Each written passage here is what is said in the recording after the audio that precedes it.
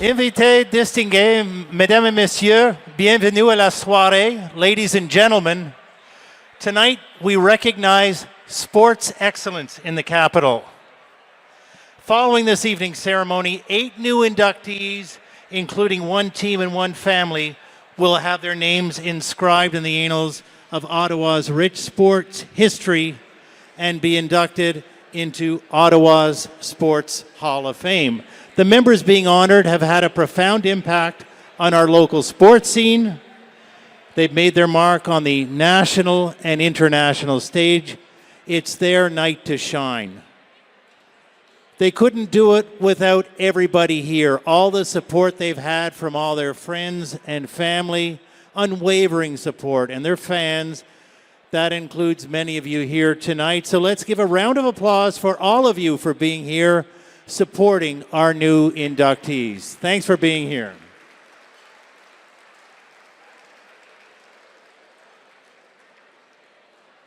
And before we begin the night, we are fortunate to have many members of Ottawa Sport Hall of Fame. I wonder if we could have the inductees please stand and to be honored. If you're a member of the Sport Hall of Fame, can we please see you stand? Thank you.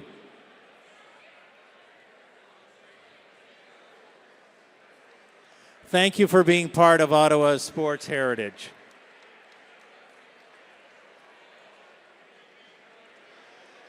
Ladies and gentlemen, we would like to honor and welcome, please rise, welcome the inductees, the class of 2025.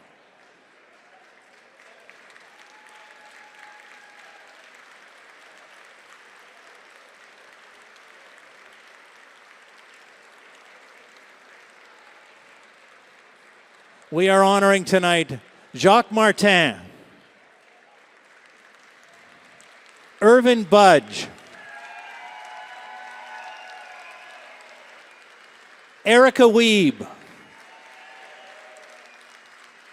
Pat Stokwa, the 2012 Ottawa Women's Fury soccer team,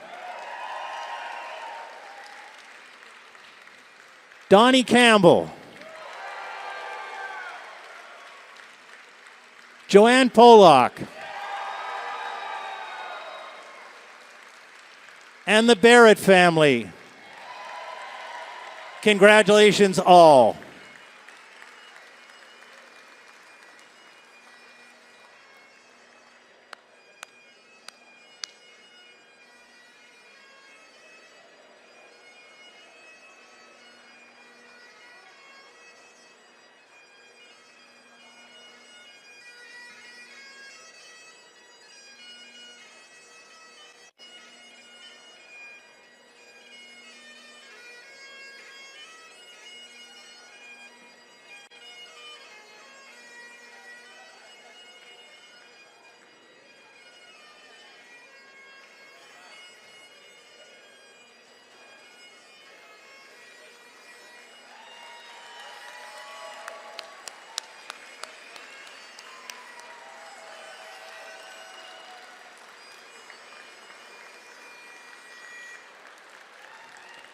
The 2025 inductees in Ottawa Sports Hall of Fame.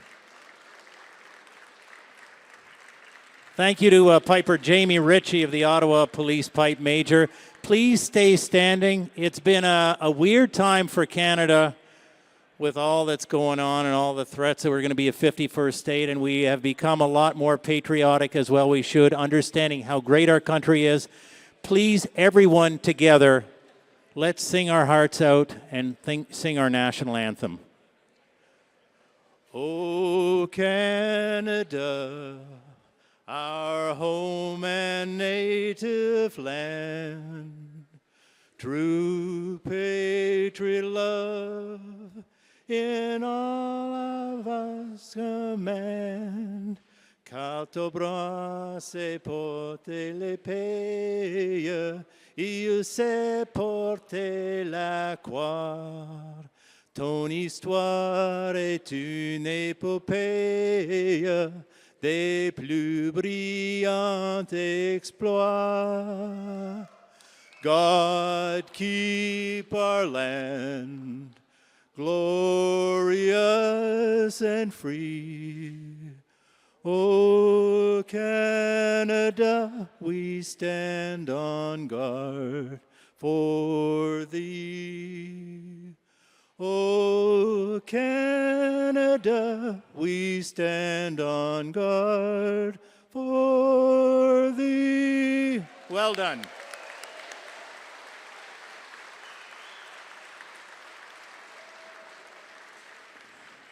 My name is Terry Marcotte. I'm going to be your MC tonight. I used to work in TV, and one of the toughest things for me nowadays, I never wear suits anymore. I hated wearing them when I worked, and I dig out a suit, and does it fit? That's question number one, and do things match? So this is a big thing, putting on a suit for me. We would like to start the night off by introducing and bringing up the chair of the Ottawa Sport Hall of Fame, Dave Best. Please join us, Dave.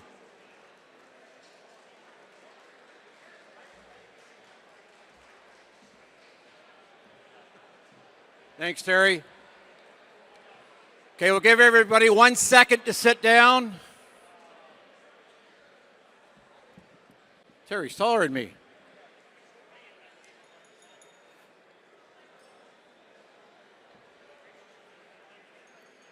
Okay, that's good. So welcome. Thank you very much for coming to this, our 56th consecutive annual on and ongoing Ottawa Sport Hall of Fame induction dinner. A great show. It might be a record attendance tonight. That means some pubs are not working, which is fine with us tonight. Our bars are open, so feel free to use them.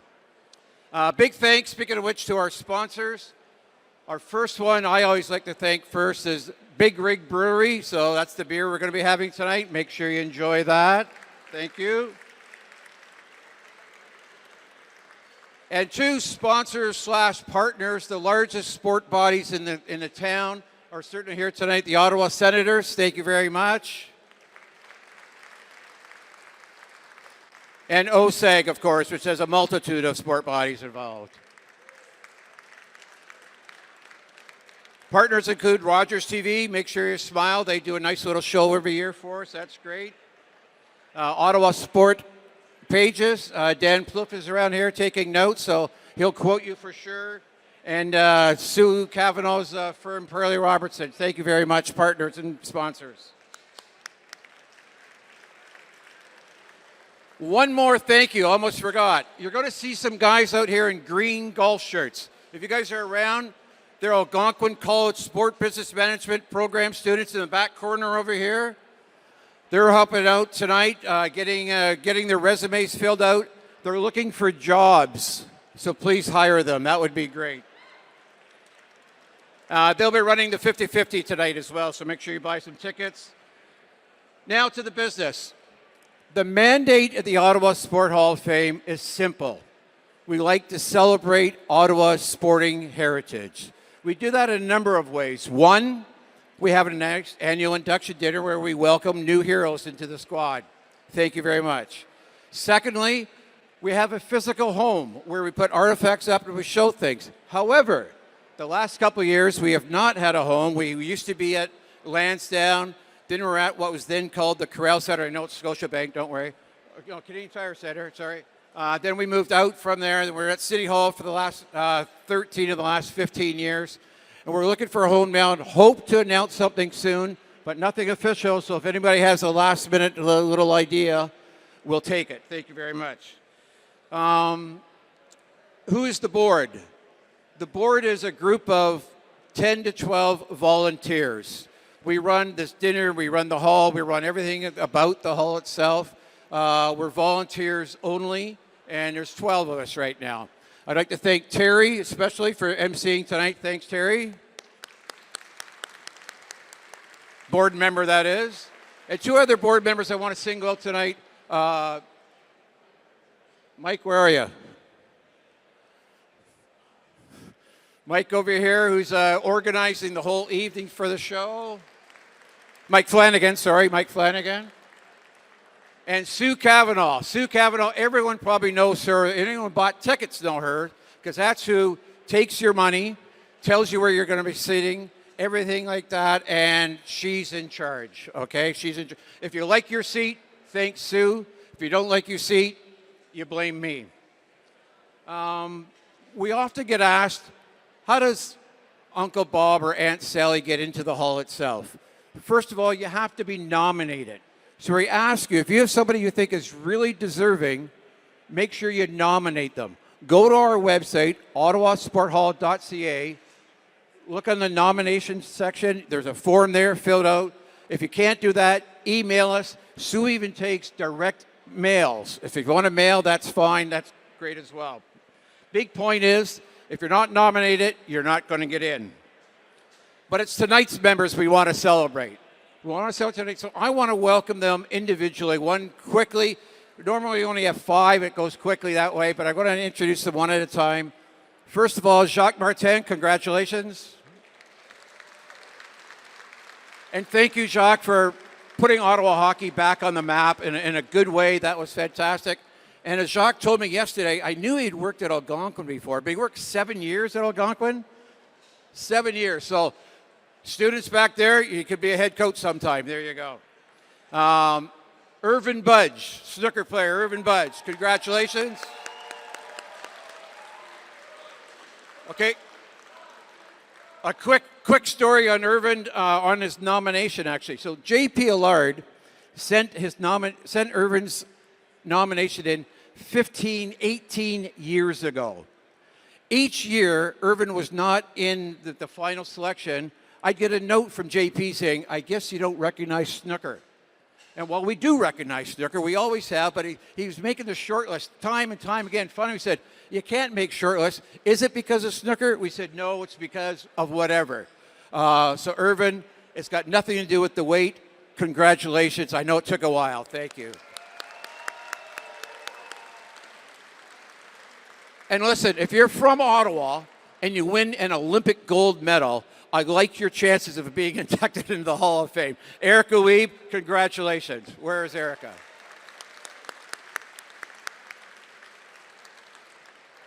And for Pat Stokwa, why be good at one sport when you can be good at 2, right? So football and basketball, MVP at Carleton, played pro for the Rough Riders. I know it's Red Blacks now, but at the time he played for the Rough Riders. And apparently a really good golfer too, which is really ticking me off on that one. And his nomination was great. I went out for a couple of lunches and coffees with Torindo Pineda, who was inducted last year with the Sooners team. And where's Torindo? Torindo, a fantastic nomination package. Thank you very much. I know we all wanted the Ottawa Charge to win the other night, and they didn't bring a championship for a North American League to Ottawa. However, in 2012, the Ottawa Fury Women's Club did. They won the premier North American Soccer League for women that year. Fantastic. Congratulations.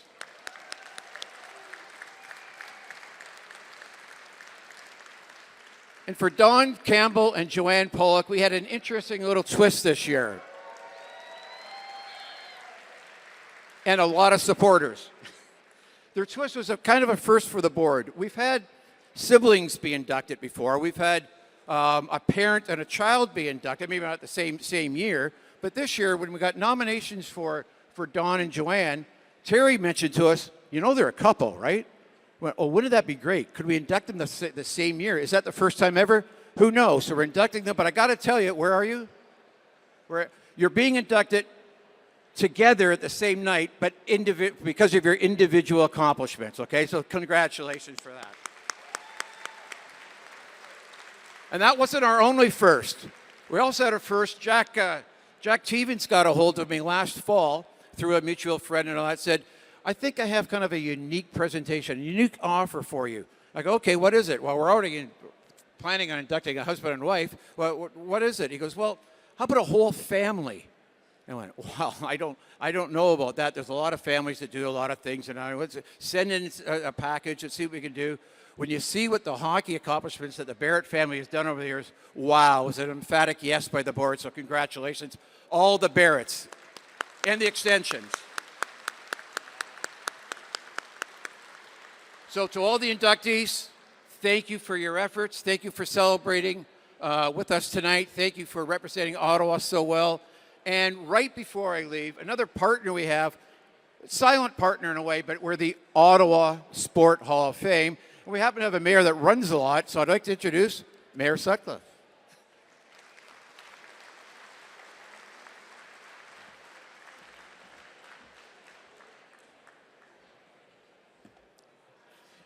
Thank you, Dave. Bonsoir tout le monde. Thank you, Terry, for emceeing tonight as well. How's everybody doing tonight? Great to see you all. You know, I was just here a couple of days ago welcoming the King and Queen to Ottawa, right here in this building. But tonight, it's great to be here with so many local sports legends in our community. I'm really honored to be here tonight. C'est vraiment un honneur pour moi. You know, I grew up in Ottawa. I've lived my whole life here. I grew up as a sports fan, cheering for the Rough Riders and the Ottawa 67s. That's all we had back then to cheer for in terms of major sports teams. And then I actually got to cover sports as a broadcaster, which was kind of a dream job for me at that time, unlike my current job, which isn't always such a great dream. No, it's fine. But I got to cover sports, and I really got to meet some of my heroes, like Brian Kilray, for example, who's here tonight. And I got to, let's hear it for Killer. And Bobby Smith and so many others. And so I've been connected to sports in Ottawa since I was a kid, and we're so lucky now that we have so much more professional sports in our city. It's really amazing now that we have not only the Red Blacks and the 67s, who are doing amazing, and we're looking forward to the Red Blacks kicking off their season. We have two professional hockey teams now, both of whom made the playoffs this year, which is pretty cool. And we're grateful for that. We have men's and women's professional soccer teams now. We have professional basketball in Ottawa. We're so delighted at the success of those teams as well. And the fans are coming out and supporting these teams, and it's great to see the success of women's sports in our city in particular. And all of that happened because of the people in this room, the pioneers and the leaders in our community, the people who have been building sports in our city for decades. So thank you to all of you. I want to recognize all the past honorees, all the leaders in our community who have been part of building our city and building sports in our community. And of course, I want to say a special congratulations to those who are being honored tonight. Members of the Barrett family, amazing family in our community. I've been involved even since I became mayor in a couple of events naming things after the Barretts, and they have so much to be proud of going back to their father, Fred Barrett Sr. Irvin Budge, who's a legend, of course, in snooker and a great member of our community. Joanne Polak, when I first started covering sports, Joanne became the general manager of the Ottawa Rough Riders, and that was an incredible moment for a woman to be the general manager of a professional sports franchise in North America in the 1980s. It was unbelievable. And Joanne is a great trailblazer and a terrific person as well. When I was a kid, a young man, anyway, a teenager, Don Campbell had my dream job, which was covering the Montreal Expos for the Ottawa Citizen, and did a great job going from there to cover so much more that was happening in our city in sports. And I got to work with him at the Citizen for a little while, which is a great pleasure. Congratulations, Donnie. Yeah. You know, I talked about the Ottawa Rapid. I know they're here tonight. We're so excited about seeing them grow and develop in our city, and seeing professional soccer continue to thrive. The 2012 USL Women's Champions, the Ottawa Fury team, congratulations on your success and your nomination tonight. Pat Stokwa, we all remember the big touchdown he scored for the Rough Riders in 1981. And as Dave mentioned, a legend in two sports, incredible athlete.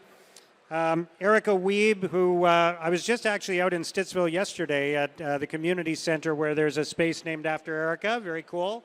Great to see you again, Erica. Congratulations to you. We all remember the gold medal in 2016. And of course, Jacques Martin, legendary Ottawa Senators coach. Félicitations, Jacques. Thank you for all you've done for hockey in Ottawa. Unbelievable. So we have so much to celebrate tonight, so much to be thankful for.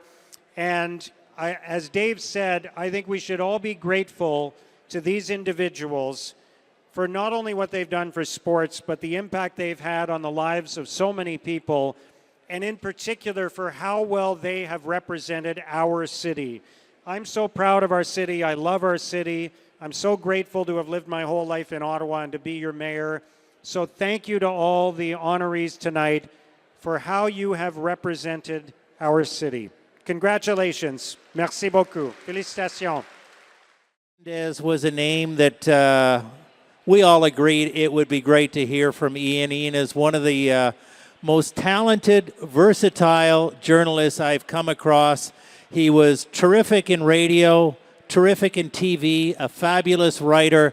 The problem with Ian, he's now working as head of communications with the Ottawa Senators, and if the Senators had a long playoff run, it would have left us scrambling for a replacement, a last-minute replacement, and unfortunately, the Senators fell short of their goals. Fortunately for us, we have Ian Mendez here tonight. And a little aside about Ian, one of the kindest people I've come across. My wife had a battle with breast cancer a few years back, and Ian and his wife, Sonia, were among the first people at the door offering food and support. Ian is a terrific guy, terrific broadcaster, lots to say. Please welcome to the stage, Ian Mendez.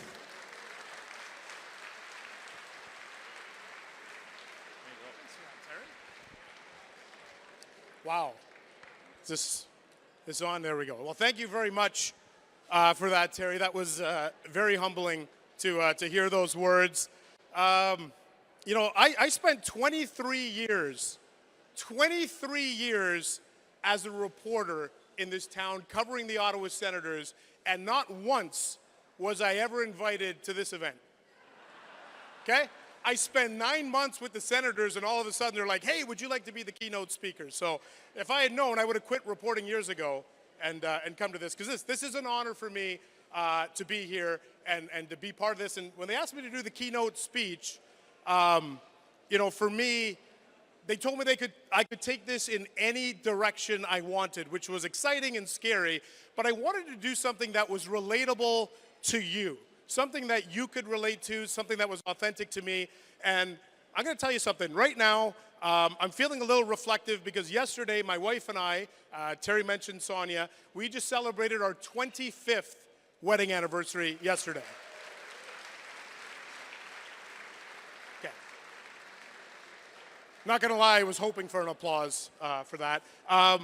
And I'm thinking I'd like to talk to you a little bit about work-life balance, because I think that's something we all struggle with, isn't it? Work-life balance. I think when we're at work, we tell our bosses that work is the most important thing in our lives. When we're at home, we tell our family that they're the most important thing in our lives. And I think we're probably lying to both of them. And I think we're lying to ourselves. And it's a tightrope that we walk. Although I will say with my boss, Steve Steos here, Steve, work is the most important thing to me.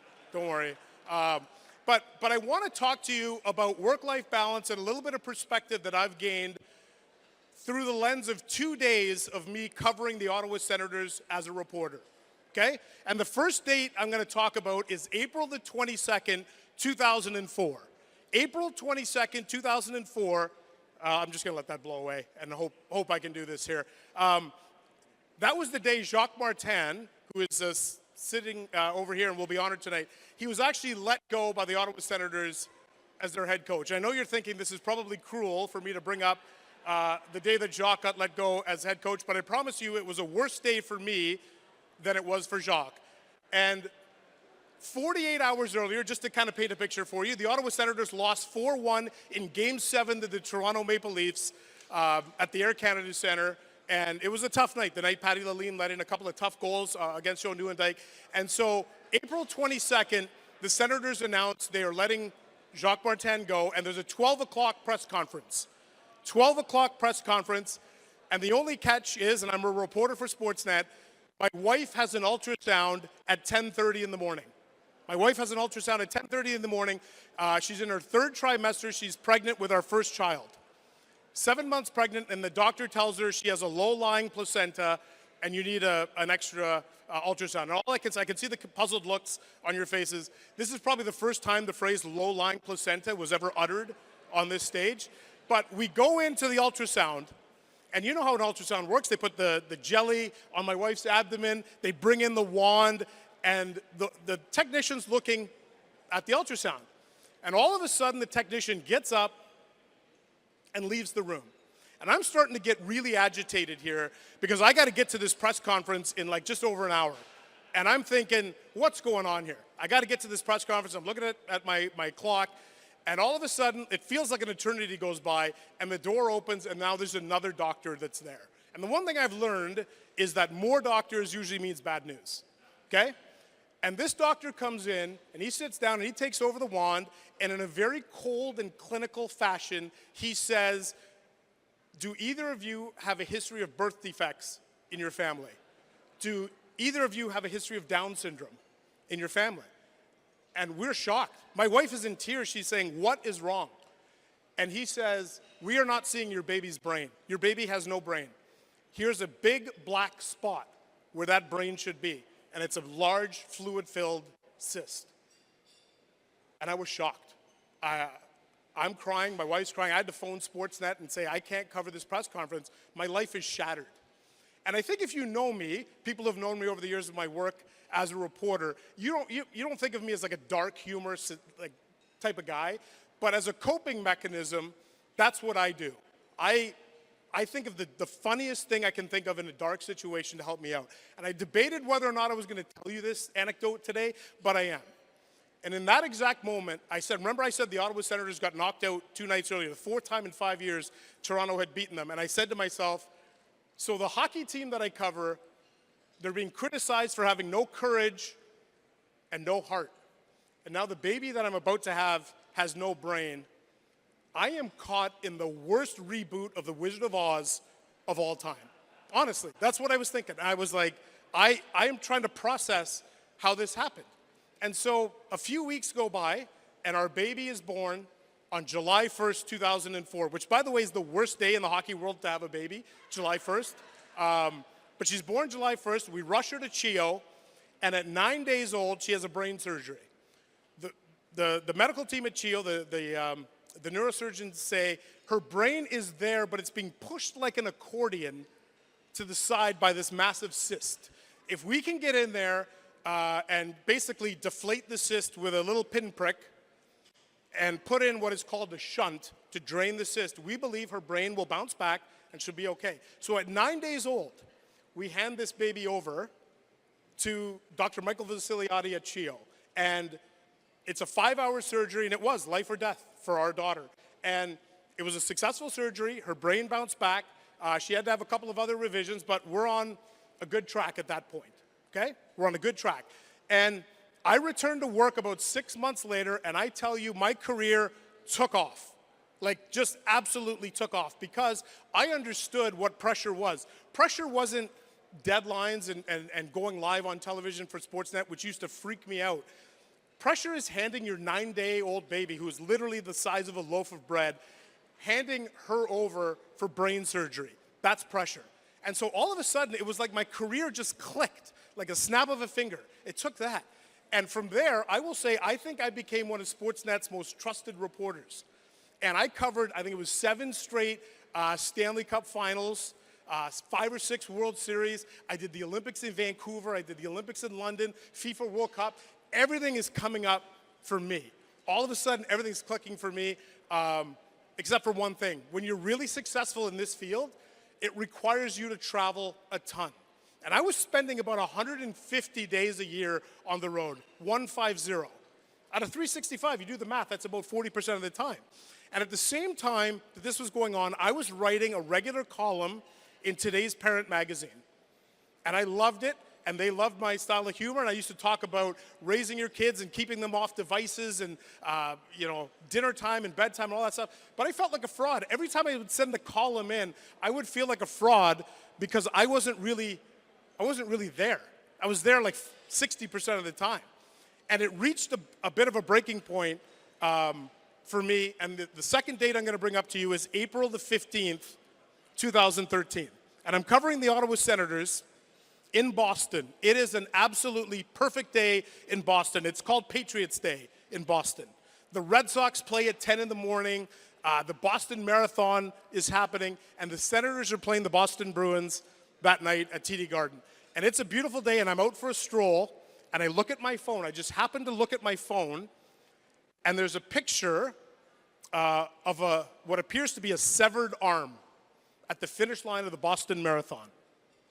And the caption says, "Something awful has happened at the finish of the Boston Marathon." I thought, that's weird, that must be a prank.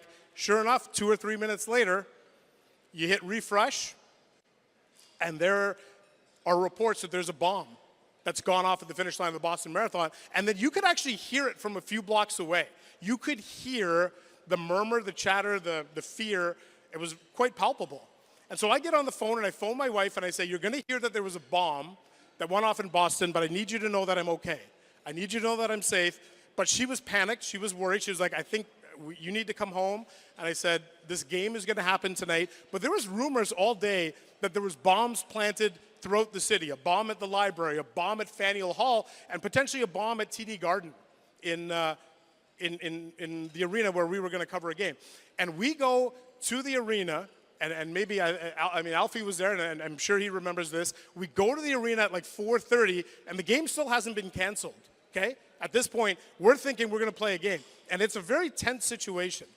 And I remember, like, I go in and I set up in my little studio in Boston in TD Garden, which is near the Senators' dressing room, and I have my bag. It's got my passport and all that stuff in it. And I put it down, and one of the big thrills for me was I was going to do my first ever interview with Bob McCowan.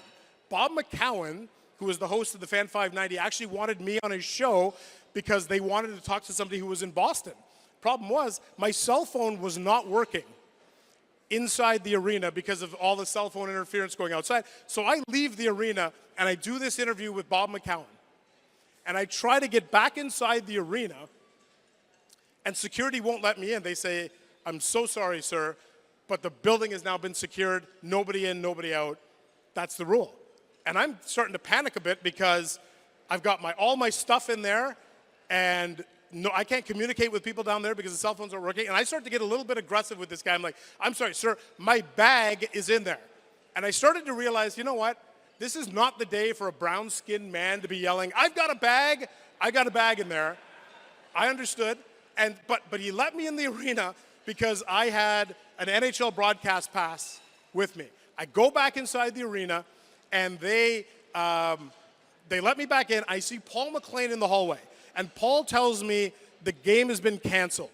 Game's canceled. So I pick up the phone and I phone my wife and I say, "I'm coming home. It's great news. I'm coming home." As soon as I hang up the phone, Sportsnet phones me and says, "Ian, we need you to stay in Boston. We need you to stay because City TV wants to use you as a reporter to cover the bombing of the Boston Marathon. And we need you to stay. We need you to work some police sources in Boston and tell the story." And I'm thinking, police sources in Boston? Look, I've spent like 6 months trying to get Eric Condra's phone number here. I'm not gonna be able to get a police source in Boston. And I'm freaking out. And I phone my wife and I say, "I'm so sorry, I have to stay in Boston." And she says, "No, you need to come home. You need to come home." And there was something different in her voice, that "you need to come home."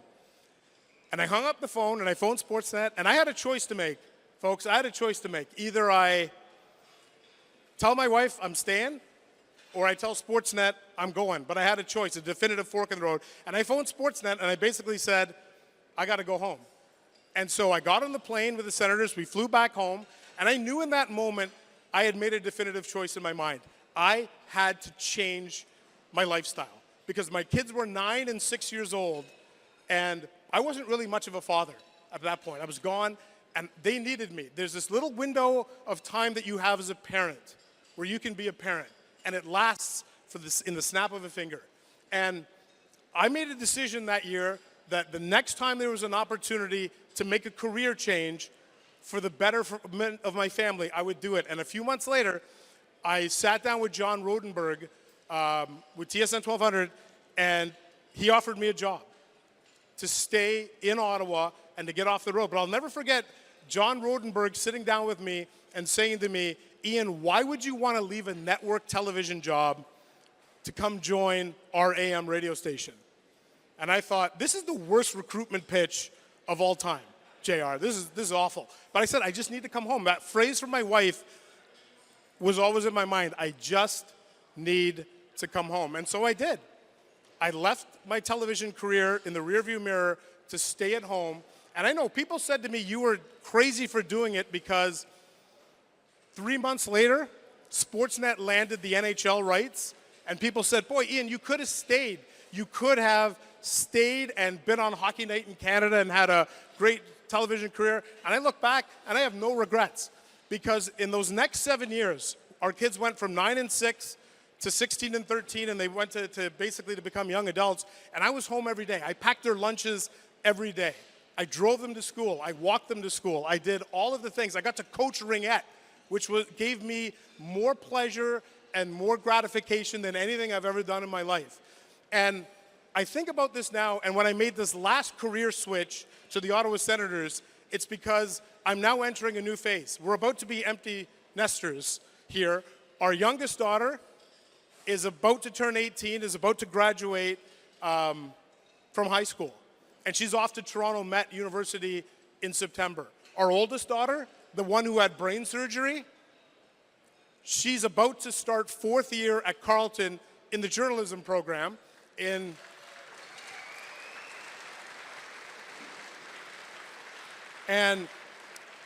she will be the editor-in-chief of the Charlatan next year, the student newspaper. She writes 5 days a week for the Toronto Star.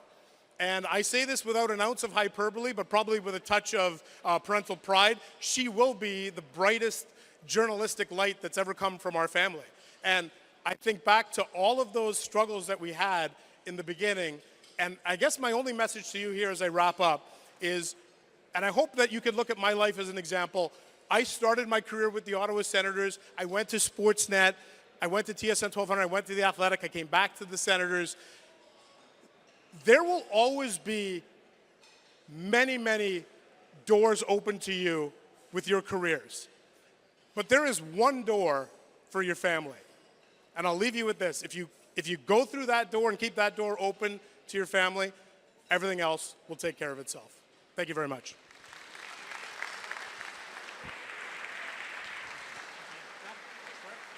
We have a long list of inductees tonight. Individuals, teams, they've changed the face of sport in our city in their own way with their passion and sacrifice, dedication. They've inspired others to take up their sport. And with their commitment, they're here tonight as Ottawa Sport Hall of Fame inductees. Household names, humble roots, and they're all role models for all of us. So thank you for all you've done to earn your spot in the Ottawa Sport Hall of Fame. Our first inductee tonight is longtime Ottawa Senator coach Jacques Martin. I would ask Jacques to come up along with alumnus Daniel Alfredson and Dave Best, the chair of the Ottawa Sport Hall.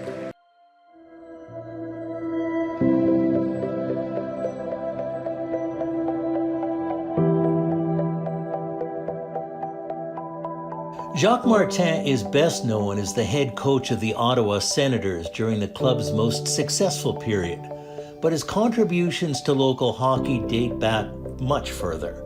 A goalie at St. Lawrence University as well as a University of Ottawa grad, Jacques was a teacher in the physical education department at Algonquin College early in his career.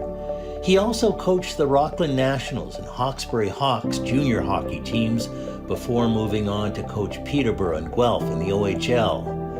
In 1986, Jacques got his first opportunity as an NHL head coach with the St. Louis Blues.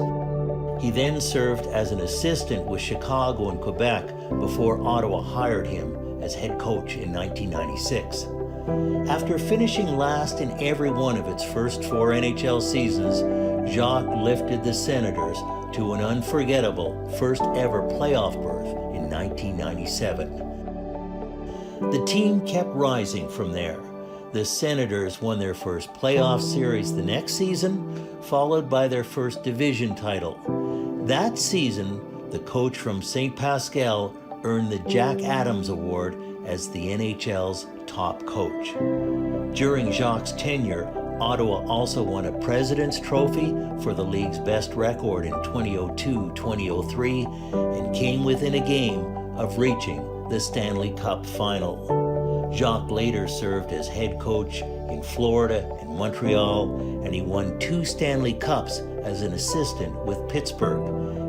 Jacques was well recognized for his commitment to defensive structure and holding players accountable, so it was only natural that the Senators called on him to guide the young core of current Sens at the conclusion of the 2024 season and help set the stage for the team's resurgence into a playoff team with his trademark demand for discipline. Exactly. In order to play well away from the puck, it's not only the defensemen that have to do the job. They need to have the support of the forwards, and I felt that we did a good job tonight. Really like the way we played away from the puck and took care of our own end and used our speed, used our quickness. We knew.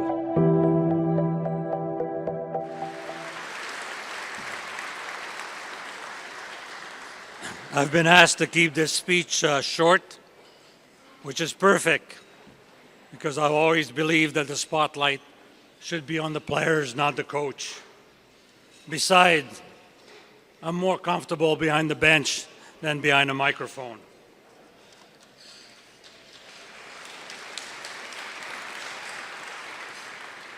To the other inductees tonight, congratulations. I'm humbled to share the stage with such a talented group of athletes, builders, and contributors. And to the selection committee, thank you. I just hope you weren't confusing me with someone else. How special is this personally? Growing up on a dairy farm in St. Pascal, 30 miles away from Ottawa, I never imagined that I'd be standing here on one day being inducted into the Ottawa Hall of Fame. I didn't dream this far ahead. It's incredibly meaningful to be honored here in my hometown in front of people who knew me long before I had some gray hair. This is just not my moment. It's my family's moment. They've been with me through every season, every win, every loss, my mood change, and also having to move several times. Just taking account, I think it was 9 moves in 13 years between 1983 and 1996. So imagine the demands on the family. As well, I need to thank the Ottawa Senators. First, for giving me a second opportunity as a head coach, for believing in me,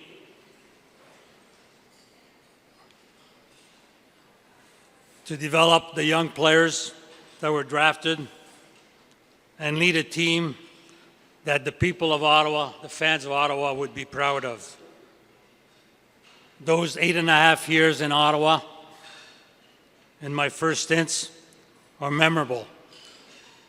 I can't say enough about the organization, but more about the players that I had the privilege to coach. Not only as hockey players, but as young men. People with character, people with determination, people that were engaged, that committed every day, practice, games, at getting better, at improving. And the goal was to develop a winning team and bring a Stanley Cup to Ottawa.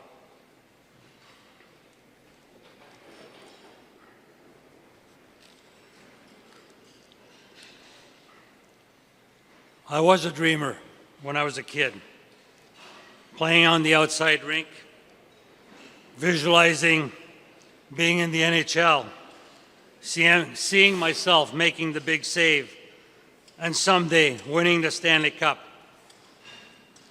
I didn't dream past my playing career. I have to admit, my dreams came to an end abruptly. I had to change, adjust my vision. Soon, I was going to complete my studies at University of Ottawa in sports administration, and I was to embark into a career. Teaching, coaching. I mentioned to you that I was a dreamer. Well, coaching was a big part of it. I first started coaching the Algonquin College for 3 years, coaching the Central Junior Hockey League for 4 years, and then came to a crossroad in my life. Did I want to teach for my entire life, or did I want to become a coach? We had to make a career decision, and the decision I made was to leave the teaching field and embark into a coaching profession. Yes, it wasn't very financially sound decision at the time, but obviously it paid off. Starting in Peterborough for 2 years, a great opportunity to learn about Roger Nielsen and the principles he brought to a hockey team, to an organization. Understanding the depth of a hockey team, understanding the responsibility of a coach. After Peterborough for 2 years, I had an opportunity to become the head coach of the Guelph Platers. Very fortunate, we won the Memorial Cup in 1986. And that opened the door to my coaching career by hiring by the St. Louis Blues. For 2 years, I practiced my coaching skills in St. Louis, and then realized quickly the downfall of coaching in the National Hockey League. You're not there for a long time, maybe just a short time. So after 2 years, got fired in St. Louis, moved on to Chicago. A great learning experience, a great opportunity to work with one of the best coaches in the National Hockey League, Mike Keenan. For 2 years, we worked together. I learned lots of things in my days in Chicago. One, as a coach, you have to be yourself. You can't be somebody else. You take the best of Mike Keenan, you take the best of Roger Nielsen, and then you combine them with your own style, your own personality. After Chicago, moved on with the Quebec Nordiques. Different experience, working Pierre Paget, an educator, a teacher, and then from Quebec, went and coached 1 year in the American League, the Cornwall Aces, went back to Quebec, moved to Colorado, and then in January 1996, the Ottawa Senators called, offered me the job to come back to Ottawa. And for 8.5 years, I had the opportunity to coach a team that I was very fortunate to be part of an organization that had tremendous scouting people, an organization that drafted players that were very talented. When I came here, there was one superstar on the team. There was one player that ended up making a career in Ottawa, still with the organization. Daniel Alfredson had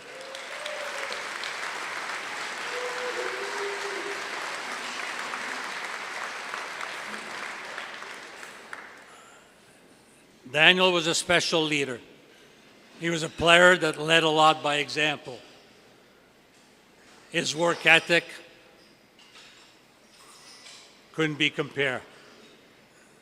Every day before practice, working at his skills, trying to get better. But what made Daniel probably the player that he became was his competitive nature. And he still has that competitive nature today, whether it's in hockey, tennis, golf, whatever sports he plays, he competes. He hasn't lost that element. So thanks, Daniel, for all you did for the Ottawa Senators.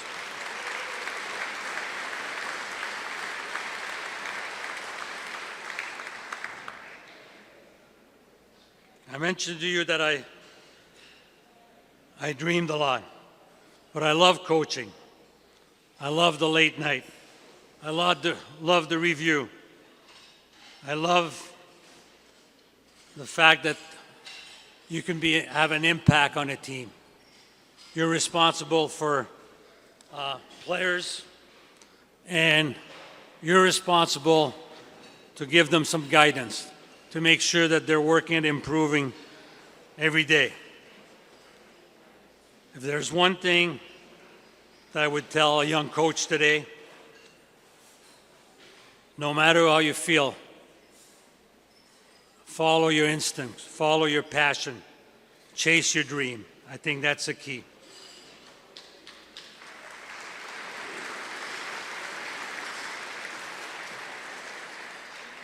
I learned many lessons through my career, but one lesson that always stayed with me was in my second year of coaching the Senators. I remember we were having a very difficult month. I think it was the month of November. I don't think we had won a game. And it was near the end of the month when we embarked on a long road trip.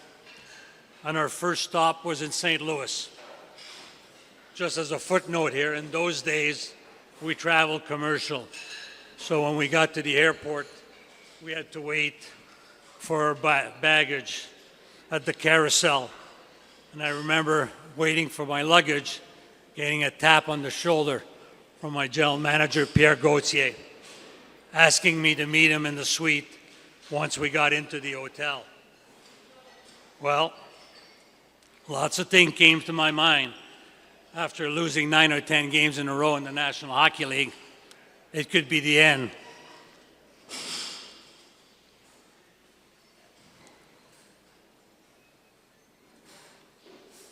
But Pierre looked at, when I went in, I knocked. Pierre let me into the suite. First thing he said to me, Jacques, you're not getting fired. I'm not making any trade. The answers are within the club. And I was stunned, then relieved. That moment taught me something I'll never forget. When things go wrong, our first instinct is often to look outside for solutions. But the real leaders, real progress comes from within. It was a lesson in resilience, in trust, in everyone pulling on the same rope. And let me tell you, it works a lot better when you're pulling in the same direction. It's something that stayed with me my entire career. Gauthier empowered me, I believe, and I tried to do the same with my coaches and my players. Some closing comments here. All the way through my career, probably once a month during my entire coaching career, I would remind the players how lucky we are to earn a living playing a sport. Tonight, I'm absolutely filled with gratitude. This induction means the world to me, not just because of the recognition, but because of what it represents. Years of effort, belief, and the people who stood by me. So thank you to the hall, to the fans, to my family, to the friends and players who still talk to me, even after cutting their power play time or dropping them down a line. I may be known as a system guy, but the truth is, I've always believed in something bigger than the system, the people. That's what matters most. Merci pour ce bel honneur. Go Sens, go.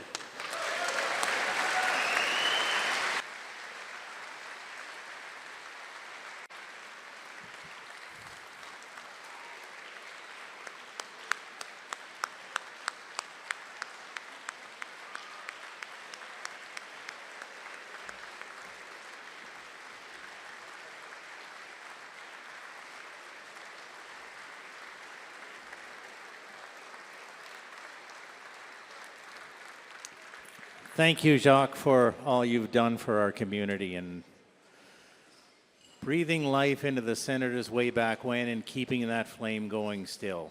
Jacques Martin. Our next inductee is Irvin Budge.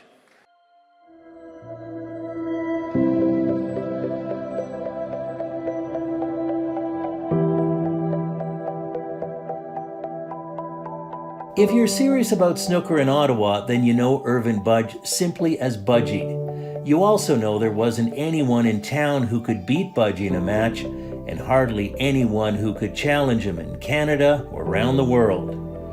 Irvin was born into a family of 13 siblings in Maniwaki. He learned to play billiards at age 7 in the back of a barber shop in between shining shoes. He developed such a knack for the game, the shop owner would offer his customers a free haircut if they managed to beat the boy. Irvin kept the tills well stocked. Over the next decade, Irvin became one of the top amateur snooker players in the world. His top form came before the professional side of the sport took off, but he was still well known across the globe during the sport's heyday in the 1980s. A 1978 U.S. Open champion, Irvin won many international snooker league tournaments in Canada, the U.S., England, and elsewhere. That included a dozen World Amateur Team Gold or Silver medals. Irvin was a big-time builder for the sport in this area and across Canada. He ran a renowned Snooker in Schools program, which brought busloads of kids in to learn the sport.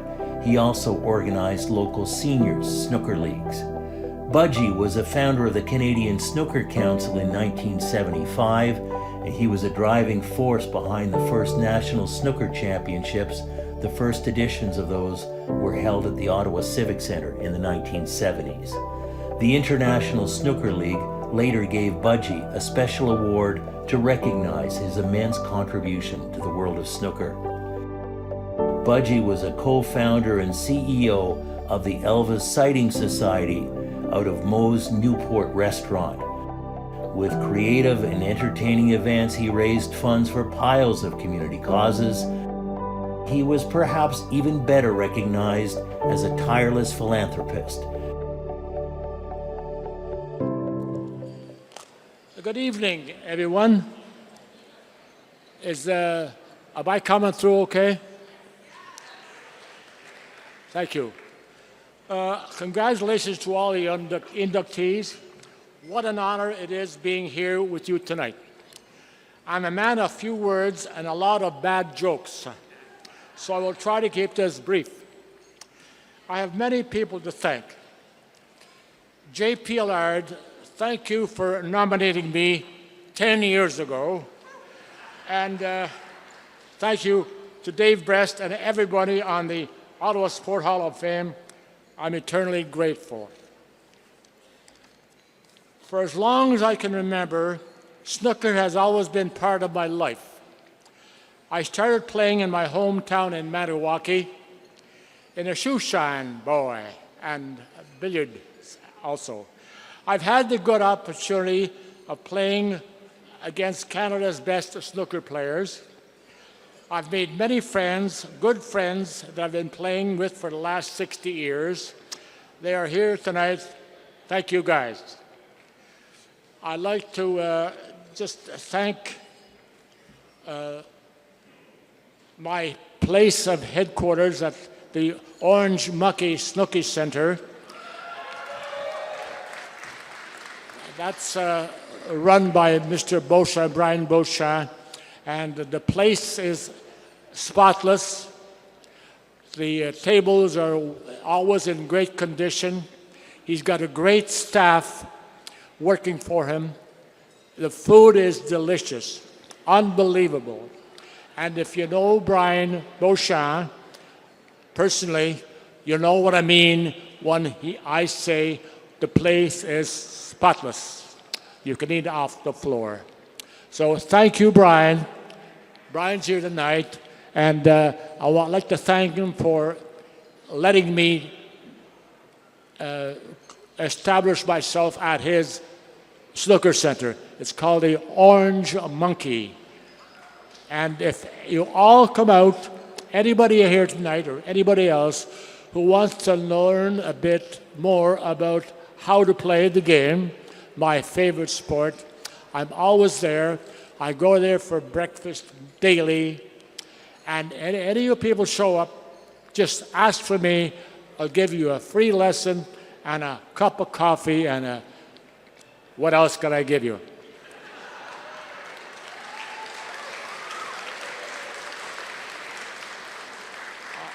I have family here tonight, my kids, John, Tracy, and Larry. I love you.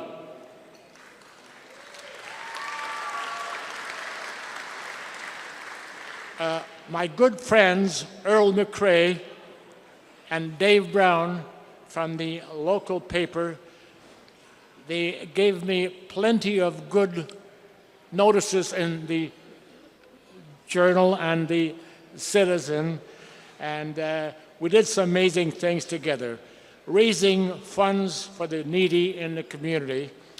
I'm extremely proud of the charity work I did, especially for the Snowsuit Fund.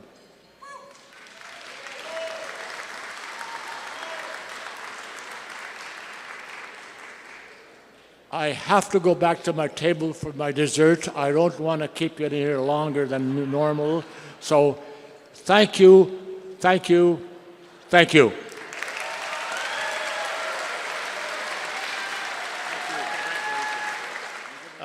Would like to invite to the stage Al Sharon and Dave Best. Please stay up around here. Our next Hall of Fame inductee, an Olympic great, Erica Wiebe.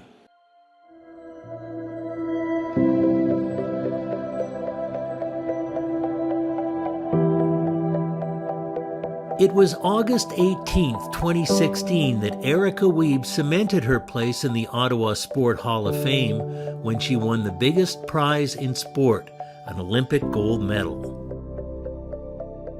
The Stittsville-born athlete first made her mark in the sports world on the soccer pitch with the Ottawa Fury. But it was the poster she saw one day while walking down the hall at Sacred Heart Catholic High School that would ultimately shape her life. She tried out for the wrestling team, and from there, she began a slow and steady rise to become the best in the world. Erica won her first major title at the 2006 Canadian Cadet Championships when she and her mom traveled on their own to the Nationals. The National Capital Wrestling Club product went on to join the University of Calgary Dinos, where she became a 3-time individual Canadian University champion. Erica went on to win 7 senior national championships and 2 Olympic berths, while regularly representing Canada internationally. In 2014, she won 36 matches in a row to become the world's #1 ranked wrestler, including her first of 2 Commonwealth Games gold medals. Erica won many more international tournaments during her career and a 2018 World Bronze Medal. But her biggest win came in the women's 75 kilo division at the Rio 2016 Olympic Games. She left no doubt about who was the world's best when she won all 4 of her matches by at least 3 points. She won the gold medal match 6-0 and then hoisted her coach on her shoulders in celebration. Erica Wiebe, standing teary-eyed atop the podium, Old Canada playing, an image many Canadians will never forget.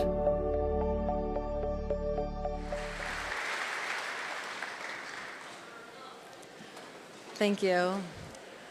Well, I was going to throw Al Sharon under the bus for not coming up to give me my award, but now I feel bad because you guys gave me such an amazing, amazing honor. Thank you. It is such an incredible honor to be here tonight.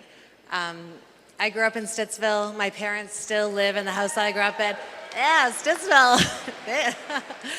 And I often tell the story about how I moved to Calgary when I was 18 to become great. I moved across the country to move to Calgary to join the University of Calgary Dinos, to be with the best coaches, the best facilities, to explore my career, to see how far I could go in the sport of wrestling. But the real story is that I became great here in Ottawa, and the rest was just finishing off the story.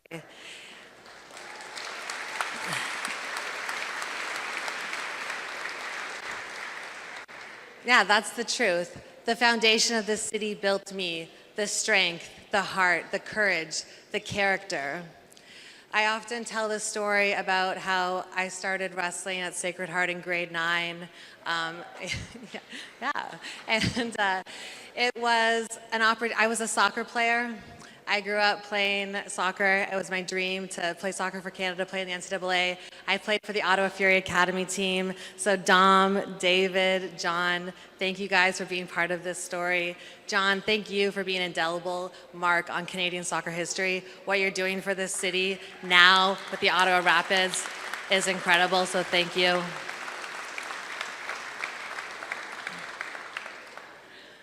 And I couldn't be here without my family. My mom and dad are in the crowd today, so thank you guys.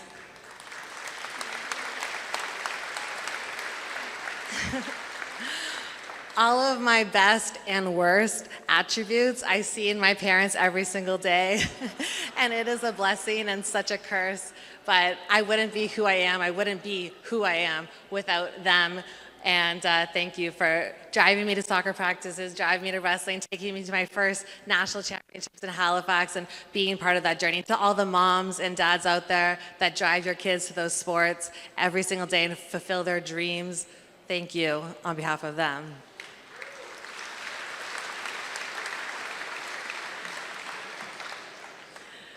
So I joined wrestling in grade 9.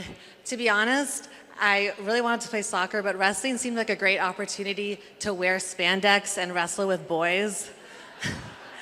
That's the story that I tell.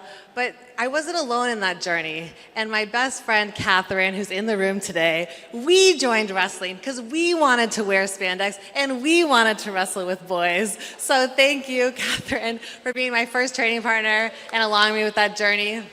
Unfortunately, we're both still single, so it did not work out for us. But we're fine. It's fine. She's a nurse at CHEO. I still wrestle sometimes. It's great. We love our lives. I grew up playing soccer in the city. I grew up watching role models, heroes like Jasmine, like Carolina Mascato, like Diana Matheson. I grew up playing soccer and I grew up wrestling, and never once did I question the space that I took up on the field of play. Whether it was the soccer, basketball courts, the wrestling mats, as a young woman growing up in sport, I never once questioned the space that I took up. And I think that speaks to the privilege that I had, but also the community that we live in, that provides opportunities for young women to live out their dreams. And I think now we talk about women's sports being the moment, but women's sports being a movement. And we see that here in the city with the Charge, with the Rapids, and it is only just beginning. And so go buy your tickets, go support those teams. Let's show up for the women of sport in this city. And not just because it's the right thing to do, because they're awesome, okay? Thank you. Sorry. I'm sorry, David, I'm sorry. So I retired. I won in 2016. I wasn't done. I was only just beginning. They told the story about how I lifted my coach up on my shoulders. He actually competed at the Olympic Games at 48 kilos, which is 109 pounds. So lifting him up on my shoulders was no feat of strength. But I wasn't done in 2016, and I continued on. I competed in Tokyo. It was so hard to compete at the Olympic Games amidst the pandemic, to cobble training, to go out there and compete and defend an Olympic gold medal. But now, impact is something that's so important for me. And today I work at the Canadian Olympic Committee. I'm a manager of athlete relations. I support the sports system in Canada. And the sports system in Canada is something that is in somewhat of a funding crisis. And it's something that we need to advocate for as people that care about sport in the city, that care about sport in this nation. And so again, thank you guys for contributing to that by being here, by contributing for that for what you do every single day as volunteers, as coaches, as role models, and as just passionate fans. So thank you.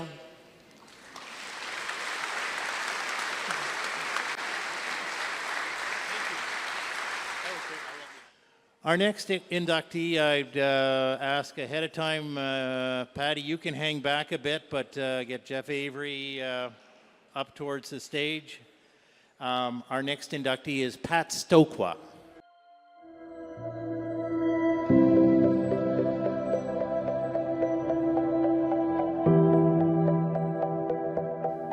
Pat Stokwa was a hometown hero throughout his sports career. It was at Lisgar Collegiate that he first became a household name on the city's sports scene. His 1974 Lisgar Lords basketball team won all 44 of their games to go undefeated. 3,000 fans watched them win the Ontario High School Championship in Waterloo. At Lisgar, Pat also started to play football, and a two-sport star was born. He went on to play basketball and football for the Carleton University Ravens and was a conference all-star in both sports. The Ottawa Rough Riders protected Pat as a hometown draft pick in 1979, and he went on to play 6 seasons in the CFL, all with Ottawa. The 1981 season was the most memorable of Pat's career. Ottawa went 5-11 in the regular season, but came alive in the playoffs. The Riders beat Montreal 2016 in the Eastern semi-final, and then they took down Hamilton, thanks to one of the most memorable plays in Ottawa football history. Ottawa was trailing late in the fourth quarter when Pat scored his second touchdown of the contest.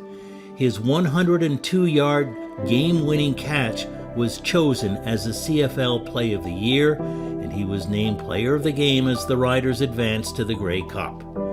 Pat went on to coach and serve as an executive in youth basketball. He helped to revive Carleton's football program too, and he continues to volunteer in sports and support charitable organizations. Pat happens to be a champion golfer too. He's definitely one of Ottawa's finest all-round athletes ever. Good evening, everyone. Wow. What an incredible honor to stand here before you and be inducted into the Ottawa Sports Hall of Fame. This recognition is very special. It ranks right up there with the most significant milestones I've enjoyed over the course of my lifetime. In fact, it has officially landed at number 3, way up there. Now, to make room for it, I had to bump something out of there. So I took my wife aside and asked her if she remembered the day she proposed to me. I told her it was still very meaningful, but she was down to number 4 now. I want to sincerely thank Torindo Panetta, who nominated me. Thank you. Everyone who supported the nomination, the selection committee, and all those who made this evening so special. To my family, friends, teammates, coaches, mentors, and yes, even all you golf sandbaggers back there. Thank you for being here to celebrate with me. To my fellow inductees, it's a humbling experience to be recognized along such accomplished individuals who have left their mark on the Ottawa landscape. As I look around, I see so many familiar faces, including a few who have traveled very far to get here. Special shout out to old teammates Fred Pinnock and Larry Wilson, made the trek from British Columbia, and also my son Sean, who made the trip from Oklahoma this afternoon.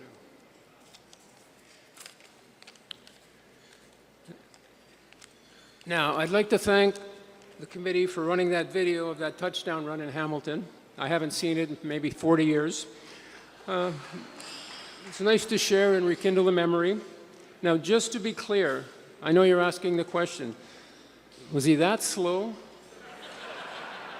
Or was that just excellent clock management? Obviously, I could have run faster that day, but milking the clock in order to give Hamilton less time to make a comeback was front of mind. There was never any doubt after I broke those 2 tackles at the point of reception that I was going to get to the end zone and complete the 124-yard pass and run. All the glory goes to my track coach, Hugh Fraser, great teammate, Olympic sprinter, and an amazing friend. My journey began down the street at a playground in St. Luke's Park off Elgin Street, where the Centertown gang all played every sport depending on the season. To give you an idea of how long it was, we used to line up at Jack Purcell's house to buy our hockey sticks for 25 cents. It's a while back. But they named the community center after Jacques Purcell, so good on the City of Ottawa. That passion led me to Lisgar Collegiate, who had very strong basketball programs. We won several city championships, but 1974 stands out. An undefeated 44-0 season, and we won the Ontario title, a first for Lisgar in the City of Ottawa. Huge thanks go to Coach Larry Hale and Hugh Reid for guiding us through that remarkable year. In addition to Larry and Hugh being great mentors and coaches, I also want to acknowledge 3 other teacher coaches from that era who all had positive impact on many of us over those high school years, namely Pat O'Brien, Bill Fraser, and Barry Lawton. I would also be remiss, yeah, they're good guys.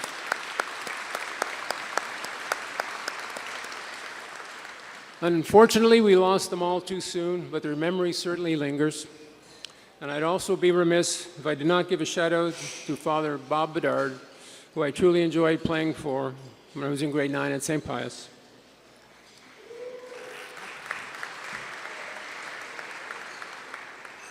After Lisgar, I headed to Carleton U. I was recruited by several universities, but the chance to play basketball for Pat O'Brien tipped the scales for me. I had a deep respect for Pat, not just as a coach, but as a person. He had a profound impact on all his players. Though he passed far too soon, the life lessons he taught continue to resonate with me and many of my teammates. Pat always believed if he kept the best local players at home here in the city, he could compete with anyone in the country. Pat did that, and he won 80% of the games he coached. In my second year, I decided to play football, again, after a 3-year break. I was fortunate enough to have 3 incredible positional coaches who all played key roles in my development. Tom Deacon taught me all the nuances of playing defensive back. If you had moxie, he liked you even more. Dick Adams stressed the importance of specialty teams. That was helpful for me as I played all specialties in college and with the pros. Jim Foley taught me all the finer points of playing slot back, including taking on a defensive end by yourself and not ending up in the emerge ward at the Civic Hospital. So appreciative of my time with these incredible individuals. On to the Rough Riders. I'll never forget my first physical after being drafted by the Riders. Dr. Davies, the team physician, was checking all the boxes until he stopped and said, "Patrick, are you okay?" I said, "No, Doc, my eyes are burning. I'm under duress from that smoke coming from your cigarette. Can you put it out, please?" Very thankful for head coach George Brancato He believed in me and gave me an opportunity. That's all I asked for. George always has my back. That was evident in the 1981 pre-Grey Cup press conference when he asked why he was going white jerseys on white pants when the usual was white jerseys on red pants. George answered without hesitation, because Patty Stokwa runs faster in white pants. After retiring, I transitioned to coaching, spent 6 years as assistant coach at Ottawa U, and then got involved with Goulburn basketball, both as a coach and as an executive member. Through the passion and guidance of our president, Steve Cutler, we tripled participation and grew the House League and competitive teams substantially over the next several years. Steve put Goulburn on the basketball map, and we became one of the most respected associations, not only locally, but also in the province. Big shout out to Steve. Now, to my family. This year marks 35 years of marriage to my incredible wife, Elizabeth.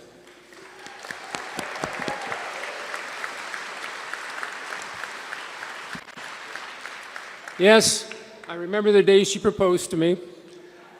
How could I forget? It did get a little complicated, though, as I did take her sister to a prom. Over time, it all worked out.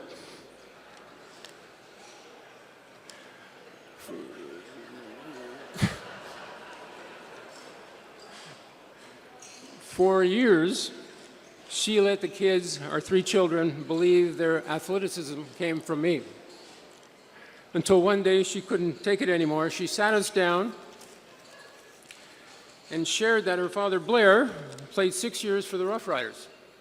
And her grandfather, Sutherland Gilmore, won 3 Stanley Cups with the Ottawa Silver 7. His brothers played too. And yes, the Stanley Cup once sat on their dining room table for a week full of flowers.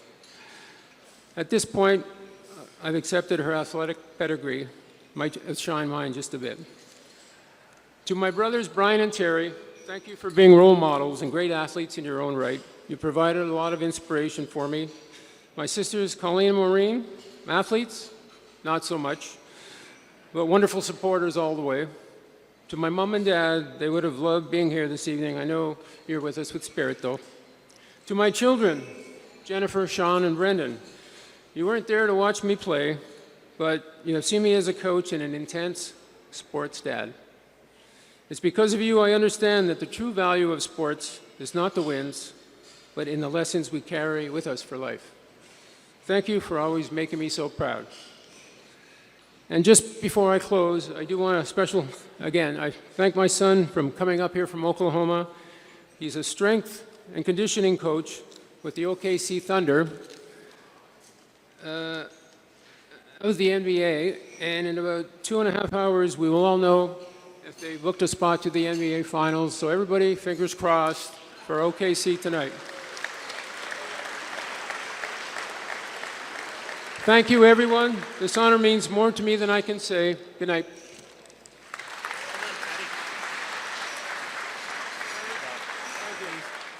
Introducing next, the Ottawa Women's Fury Championship Soccer Team from 2012.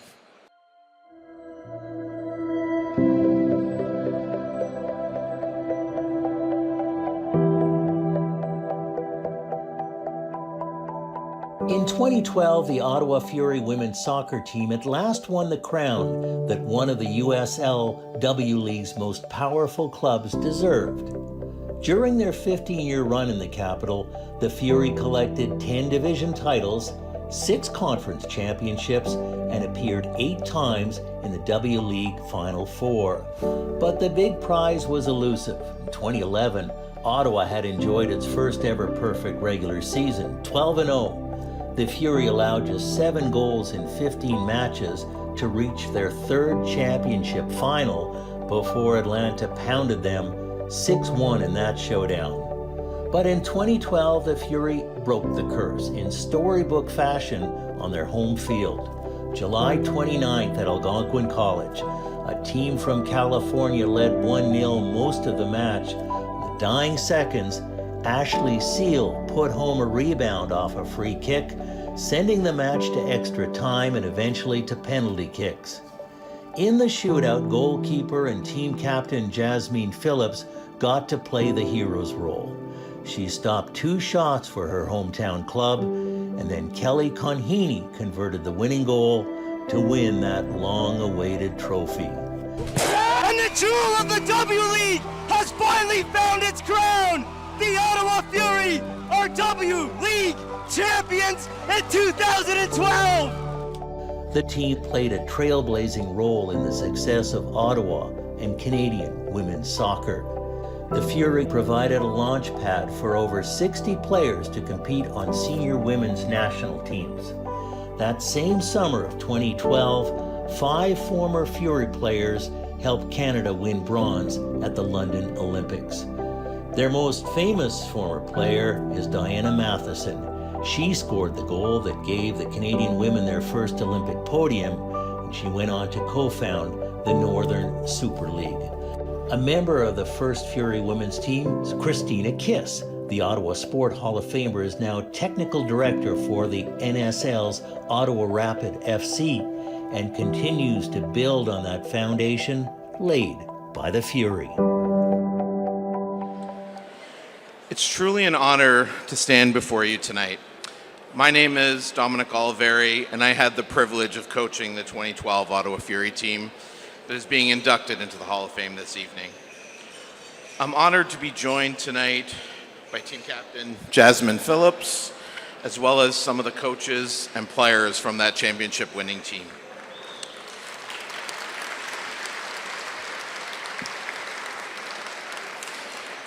I would like to take a moment to recognize and congratulate the other incredible inductees being honored here this evening. Your contributions to sport in our city have inspired countless athletes, coaches like myself, fans, and it's humbling to be included in such outstanding company. A special congratulations to Erica Wiebe, who I had the pleasure of coaching with the Ottawa Fury before she went on to become an Olympic athlete and Olympic gold medalist. Erica, I'm pretty sure I tried to convince you not to do wrestling at some point, but your journey and your path has been nothing short of inspiring, and it's a pleasure to celebrate this moment alongside you tonight.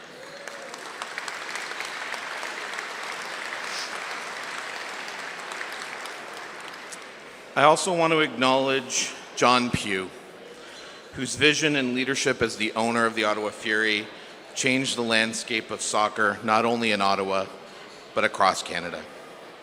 His commitment to the growth of the sport and to creating opportunities for female athletes at every level has had a lasting impact that continues to shape the game today. So thank you, John.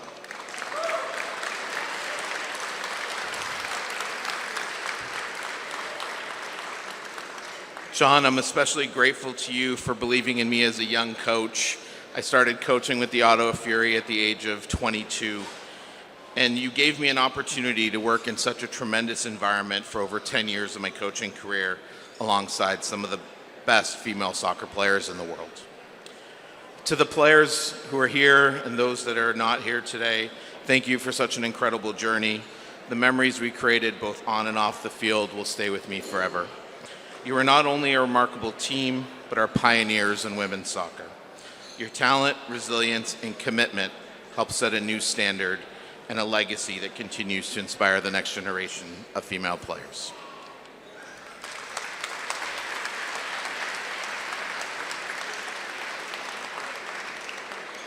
Good evening. I would also like to congratulate all the other inductees. It's a privilege to be in your company and stand before you to accept this award on behalf of our entire team. While we were the first team to win the W League Championship, none of it would have been possible without the generations of players, coaches, staff, volunteers prior to 2012 who helped pave the way for us to have this opportunity. Players like Diana Matheson and Christina Kiss, who are still giving back to Ottawa soccer by bringing the NSL back here and allowing professional sports to happen, or professional soccer to happen for the first time in Ottawa, which is really remarkable and long overdue.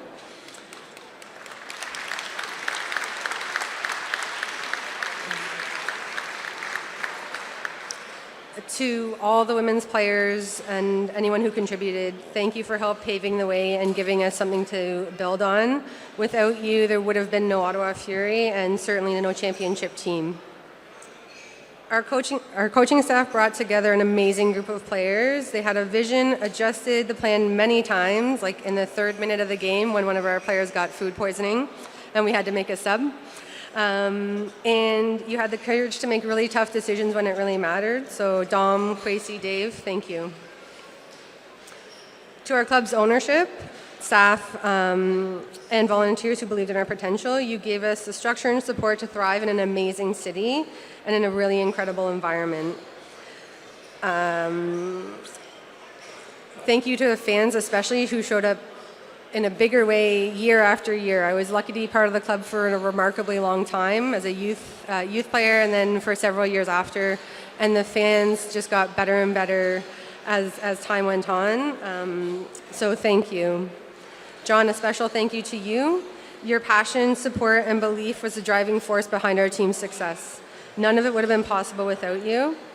Thank you for believing in women's soccer when not many people did. We owe all of women's soccer across Canada owes you a tremendous thank you, absolutely.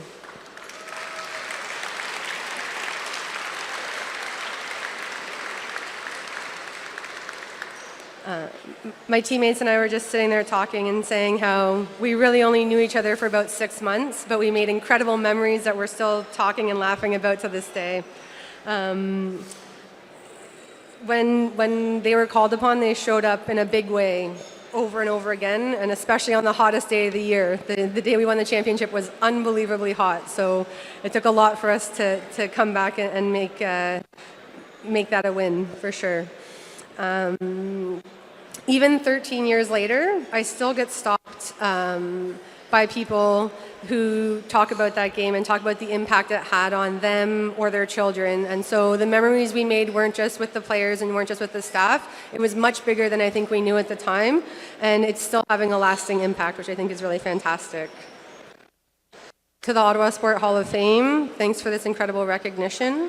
By honoring our team, you not only celebrated what we accomplished that year, but you're also shining a light on the legacy of women's sport in Ottawa. So thank you very much. Thank you. Thank you very much. Our next inductees, something different here, not one, but two, a couple. If there was a beer drinking Hall of Fame, I think Don Campbell would probably be in that. There's not, but maybe we should invent one. Our next inductees, Don Campbell and Joanne Polak.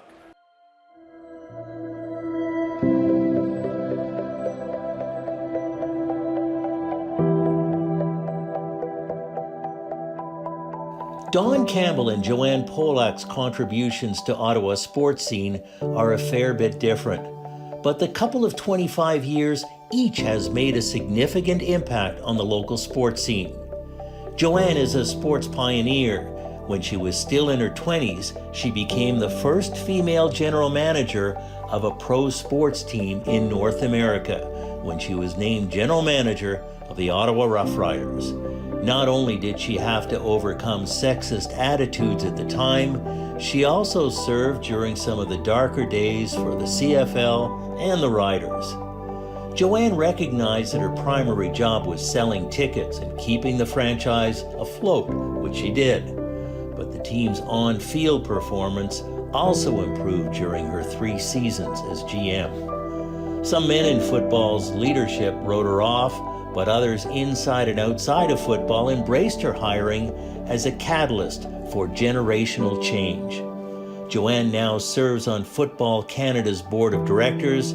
She was proud to be part of a women's tackle football national championships, and she's thrilled to see more women in pro sports and opportunities coming to them. Don Campbell is a gifted sports writer who's been serving Ottawa newspaper readers for 40 plus years. Football and baseball are among his specialties, although many remember his work when he covered the Ottawa 67s. Through his writing, Don gave plenty of color to the colorful character they call Killer. He followed Brian Kilrea throughout much of his career and built a close relationship with the coaching legend. Perhaps appropriately, Don was also the first recipient of the City of Ottawa's Brian Kilrea Coaching Award. For decades, he's been an Ottawa Nepean Canadiens baseball coach and manager. He's well known for always doing what's best for his players, and he's helped many of them land scholarships and tryouts. Together, Don and Joanne are a sports power couple who've impacted the lives of so many in Ottawa, and now they're entering the Ottawa Sport Hall of Fame together.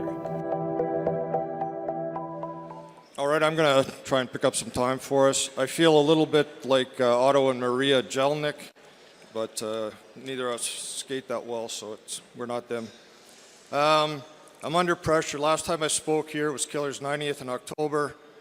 I had 4 minutes of brilliance prepared, and Zen Konopka went before me and went 20 minutes. So I turned 6 pages into 1 paragraph, ran up the stage, thanked Killer for all he's done, and I got down. 2 minutes and 12 seconds. It was the shortest speech of the night. Joe and I and all our friends, we spent a lot of time in the fall and winter in a small town in western New York where before every game a legend grabs the mic and shouts Marv Levy's famous line, "Where else would you rather be than right here, right now?" I really believe this is a right here, right now moment in my life, or I think it will be after I finish this and get to the bar.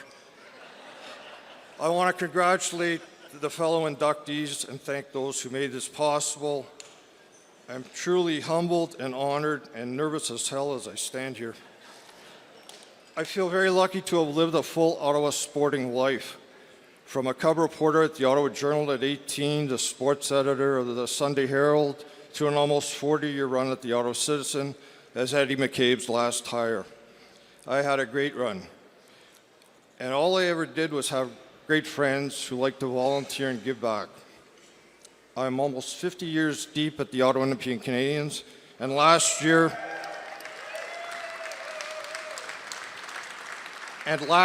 under our president, Robbie Cloutier, and CEO, Murray McMillan, we raised and donated $111,000 and change to minor sports. And using my Nepean High School math, we've easily cracked $5 million over the 40-some years. But if writing was my profession, coaching baseball was my passion. I started in 1980 at age 20. First team I had, great guys like Jeff Fitch, Sean Kilroy, Ravens legend Tom Timlin, American Hockey League Hall of Famer Mitch Lamrew, and a young first baseman by the name of Bruce Cassidy. Then I got asked to coach a team in the Quebec Junior League. This is all volunteer stuff. It was a money-losing proposition. But anyways, it was fun. So my next lineup had guys like Jeff Chikrin, Dwayne Cowick, Chris Jelly, Queens football legend Tommy Langford, Sean O'Connor, and a tough-as-nails catcher named Peter Chiarelli. And it's just continued. The next team I coached had the Beveridge brothers, and it's been a hoot, and it just goes on and on. So I finished up a 30-year farewell tour with the Canadiens starting in 1993, and we tried to change things and get kids to be draft picks in the major leagues and get education in the States. So 3 kids helped us turn the corner, and they're all here tonight. Trevor Mosley was the first 16-year-old I recruited. Mike Kasavich came right away, and then Cam Pelt the following year.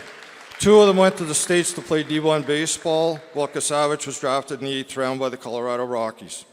And it was just the beginning. We had 4 top 8 round picks in the subsequent 8 years. So I want to quickly thank my mentors, Bob Elliott and the late Gordie Hamilton, for all their eye-rolling,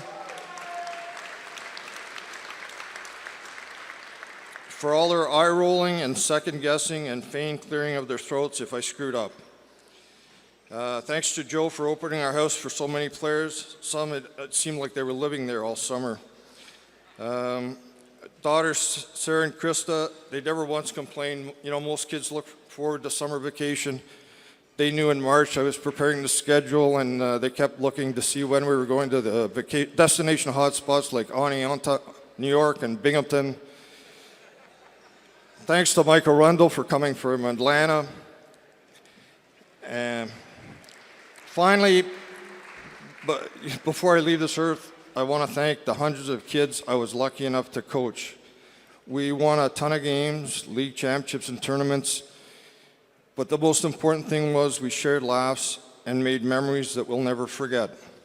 And now I can finally head to the bar after Joe speaks. Thank you for listening.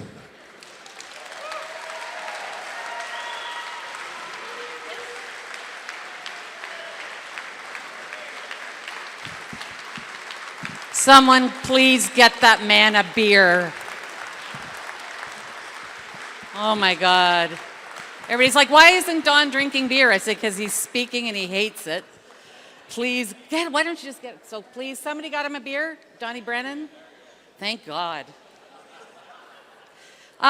Dave, at the beginning tonight you were talking about, whether somebody was Red Blacks or somebody was Rough Riders. I just want to say before I start is that the Ottawa Sports and Entertainment Group are here.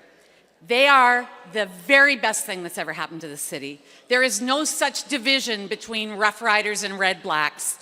As an alumni of the Ottawa Rough Riders, as are so many people here tonight, they have made us feel like the most important people in sports in Ottawa. Mark, Adrian, Janice, I just love you guys so much, and you're the best. Anyway.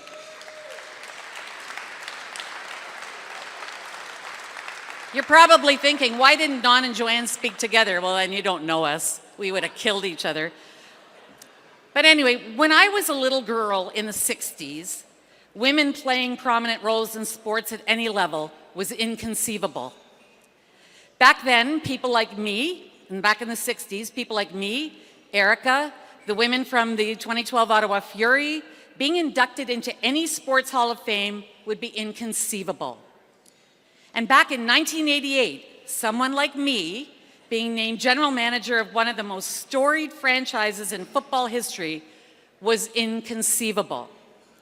Today, I listened to Erica like, oh my God, where were you in 1988? Anyway, back when I look at women today and we talk about in 2025, and I talk about the bad old days and what it was like, they look at me like, what's the big deal? I don't get it, because that's not their reality. That's my reality as somebody who grew up around the 60s. It's not their reality.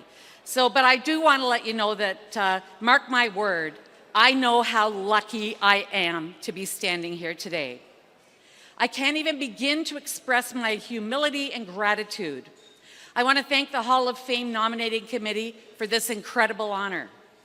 To my fellow inductees, I feel like such an imposter standing next to you this evening, except now I can say Jacques Martin knows who I am. And so does Daniel Alfredson. But anyway, I won't do that, don't worry. But anyway, I feel like such an imposter next to you, and yes, that includes my husband, who I think is one of the most incredible contributors to sports in Ottawa. Just ask all of the players who are here tonight who he coached. Thank you to our friends. There's one lady, see the red, yellow, orange lady over there? That's our table, that's our friends. But thank you to our friends who are joining, Oksana, who are joining Dawn, Sarah, Krista, Matt, Tyler, and I tonight. Your presence is overwhelming, and we all feel your love. And in fact, when two of us go in together, it's almost like, a family reunion or a family wedding, but then or a funeral. Except one of us didn't have to die to get you all to come out, so that's kind of awesome.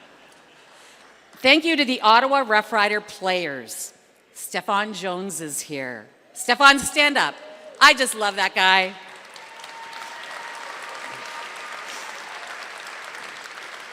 For the players who played on our teams, the whole female GM thing was amusing, but they loved anything that pissed off the other GMs in the league, so they were with me. And a big thank you to the football fans of Ottawa. I loved that you had my back through thick and thin, and there was a lot of thin. But tonight I'm going to single out three giants in my story. The first one is the late Gordie Hamilton, right? How many people in this remember Gordie and Bruce, members of the Ottawa Sports Hall of Fame? Dee Dee Roscoe is right here at our table today, and Dee Dee is Gordie and Bruce's sister. And we're so glad that you're here with us, Dee Dee. because Gordy was the person who introduced me to Ottawa football.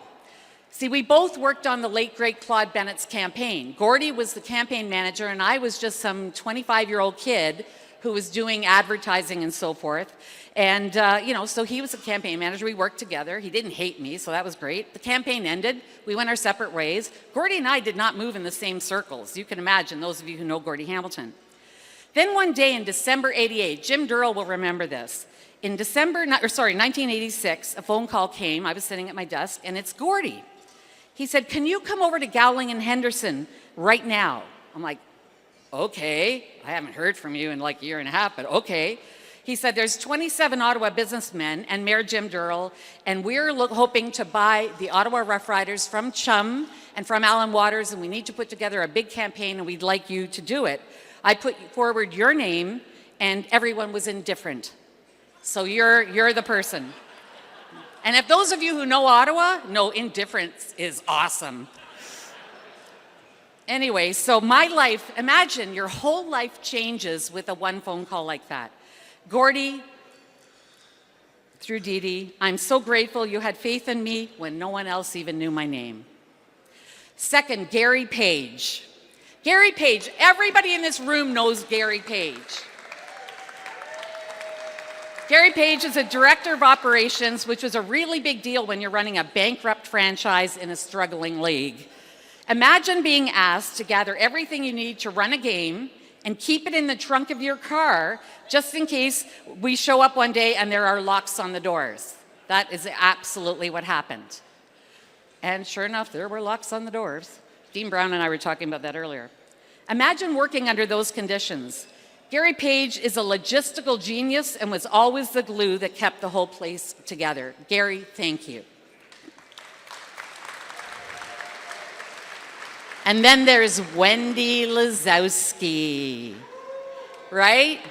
As you may have gathered by now, this was an extremely difficult and volatile time for our team and the Canadian Football League.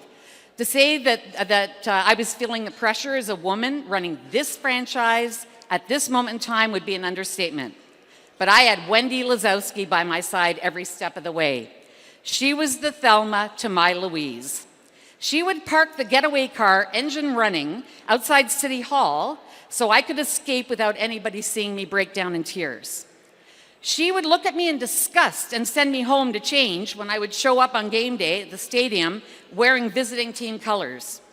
Wendy, I adore you. I'm so glad Gordy Hamilton brought us together so many years ago. You're the best thing that could have happened to me.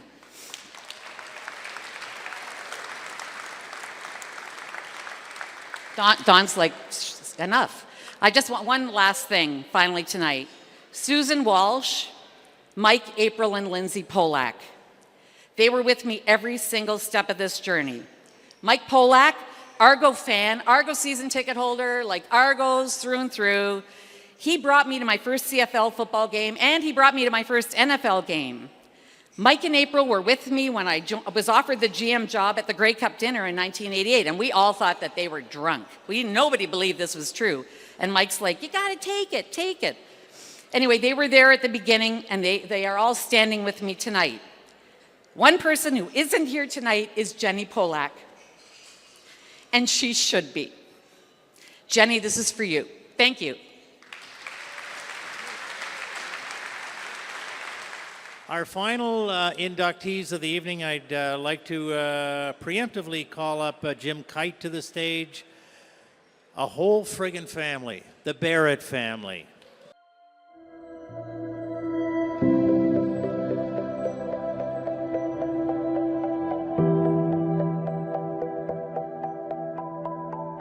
If you play hockey in Ottawa, then you've likely been to the Barrett Arena in Leitrim.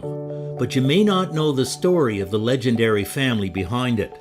From the farm of Fred Barrett Sr. and Doris Kemp comes a family that's provided leadership and excellence in local hockey for over 65 years. Fred Sr. helped create the Ottawa Cradle League out of the old Ottawa Auditorium in the 1960s. Registration cost just $1, and teams from across the city got to play each other, and the league produced several NHLers. Fred later became the City of Gloucester's first mayor and helped build many sports facilities that we still use today. Fred and Doris raised 4 children, Joan, Fred Jr., George, and John, and they've all left their mark on Ottawa's hockey scene. Fred Jr.'s talents were evident from a young age. Hockey Night in Canada's Dan Kelly featured him as a teenager. He is 15-year-old Fred Barrett Jr., a member of the Ottawa Capitals of the Central Junior League. Fred spends much of his free time in an outdoor rink, where often he's joined by his dad and 2 younger brothers. Like every country boy, Fred got an early start on skates, getting his first pair at age 4. This is home for the Barrett family, rural Route 2, a 300-acre farm on Highway 31, just south of Ottawa. Being the eldest of 3 boys and a farm means one thing for Fred Barrett: work. Doing farm chores all summer and through the winter months has helped Fred develop his fine physique. He stands 5 feet 10, and with his hockey equipment on, weighs 180 pounds. And as the NHL scouts say, still growing. Freddie went on to win a Memorial Cup with the Toronto Marlboros, and he played 14 NHL seasons as a rugged defenseman. His brother John eventually joined him in the NHL. George was influential in coaching and in politics, and Joan's son Marty Johnston is an assistant coach for the Winnipeg Jets. The hockey bloodlines run strong in the Barrett family, and so does the tradition of leading many charitable causes, including the Ottawa Senators Alumni Association.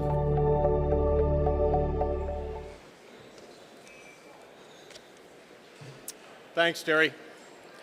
My name is Jack Stevens, and it's a true honor to speak on behalf of the Barrett family in their induction into the Hall as athletes and builders. First off, we want to congratulate all the inductees this evening. It's a proud moment for all of you. On a personal note, as a former Carleton football player, congrats, Pat. It's great to see a Raven in the Hall.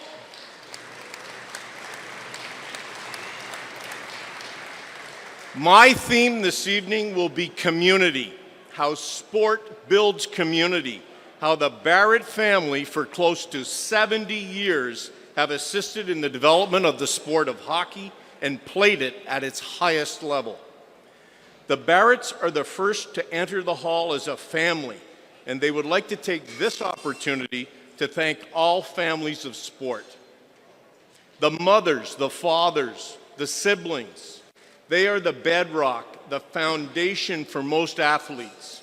Without supportive, engaged families, an athlete's dreams of success rarely comes true. So thanks to all who drive, motivate, cheer on, support their favorite player. Whatever the sport, it's you, the families of the players, that make it happen.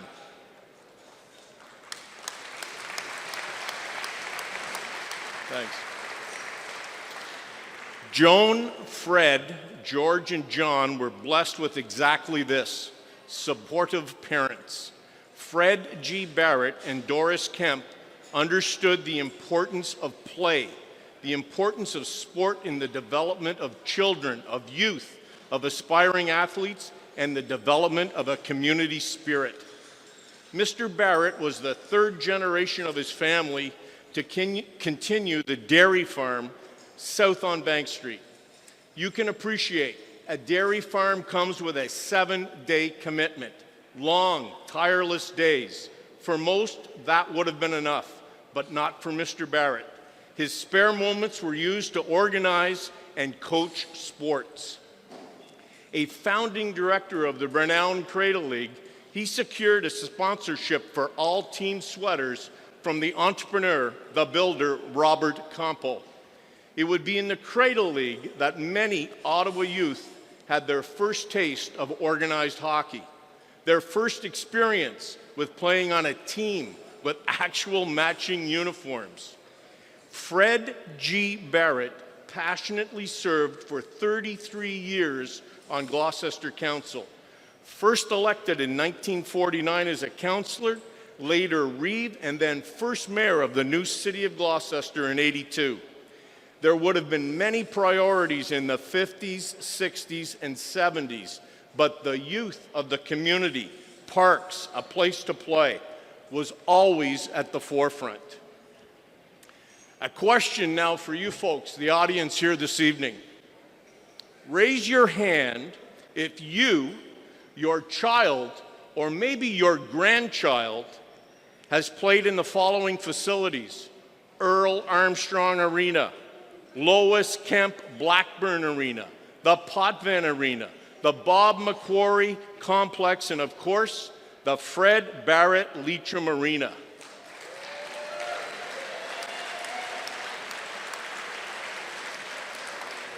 I'm not surprised, a lot of hands. All of the above were proposed, championed, stick-handled, you might say, through Gloucester Council by Fred Barrett. Five new arenas in 12 years. Consider, how many have we built in the last 25 years? The plaque inside the Barrett Arena summarizes his passions, dedicated to family, farming, sports, and community. He was instrumental in establishing this facility. I first met the Barretts in 1965 on a Sunday morning in a dressing room at the old auditorium on O'Connor Street. It was my second season in the Cradle League, having been traded in the off-season from the Ottawa East Legion team to the Leitrim Mosquito Squad. During our youth hockey with Leitrim and later years with Gloucester, there were always three constants. Mr. Barrett was the coach, George was in the nets, and John was my understudy on defense. All of you would know, once teammates, always friends. Like all teams, families often have an unsung hero, one person that deserves credit but rarely is awarded it. For the Barretts, well, that's Joan. A fine athlete in her own right. Exactly, thank you. A fine athlete in her own right, athlete of the year at Gloucester High in '67, Joan loved hockey in her youth, but as they say, there was no league of their own back then. Through all these years, Joan was the unofficial GM of the family, coordinating schedules, arranging drives, fundraising for teams. Joan did the job with great enthusiasm, and it's no surprise that her family members have enjoyed success in sport. I would like to take a moment to recognize Joan's son, Marty Johnson, a former coach over at... Exactly. Thank you, Marty. Marty was a former coach at Carleton for many years and has been an assistant coach with the Winnipeg Jets the past couple of seasons. Marty, sincere congratulations on an excellent season for the Jets. Now, allow me to offer a brief summary of the hockey lives of the three brothers behind me. Fred, a star player in the Cradle League and then our Central Junior League, scouted and signed by the legend King Clancy as Leaf property. Won a Memorial Cup, as you saw, in his first year with the Marlies. 20th overall in the very first Universal NHL Draft to the Minnesota North Stars in 1970.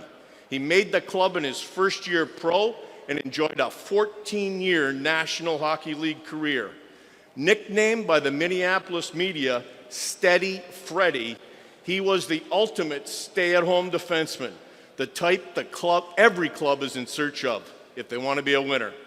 A quote from legendary coach and broadcaster Harry Neal: "Fred Barrett may have been the most underrated defenseman in the league."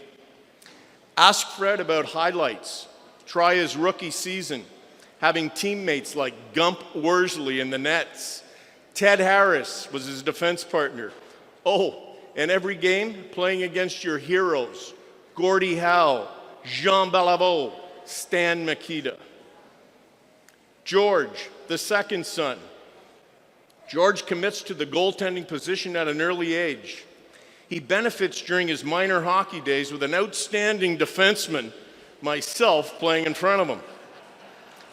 4 years of Central Junior, mostly with the Gloucester Rangers, capped off with winning the Centennial Cup with the Rockland Nationals, coached by Valley legend, the late Brian Murray.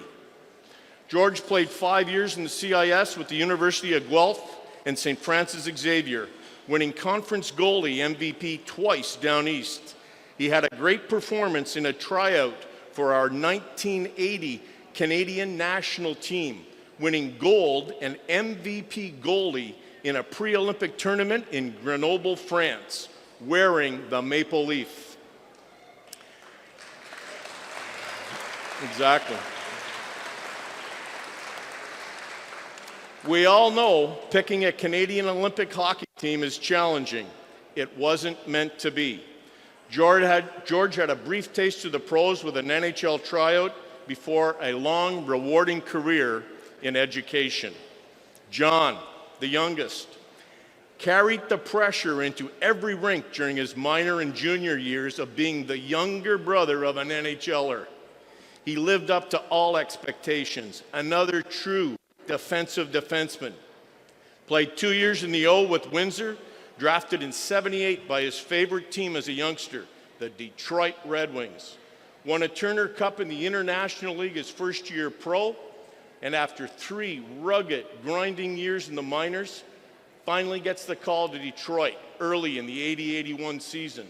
John patrolled the Red Wings blue line for 6 years and was a respected protector of all teammates. When the coach demanded an in-game momentum shift, well, the energy line went over the boards with John up on the wing. He was acquired in a mid-season trade by then Washington GM Brian Murray for the Caps' 1986 playoff run. Brian's eye for Ottawa talent remained strong. John scored a goal and an assist in a 2-1 victory over Montreal, his last game at the Montreal Forum. Reflecting back, playing in all original 6 NHL rinks and pulling on the Red Wings jersey in his rookie year with the likes of Brad Park, Darryl Sittler, Errol Thompson. Those are great memories for John. Now, the brothers would not rest on their laurels. All 3 would return to Ottawa. Fred joined a new team, the Gloucester Fire Department. George, a teacher at his old high school, Gloucester, and John, he joined the Nepean Fire Department. They began to organize, mentor, coach young players, just like their father 3 decades earlier.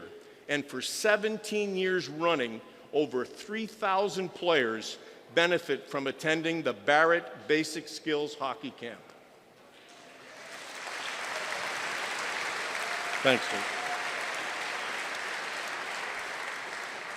I'm going to take a breath, and we would like to take a moment to thank their families.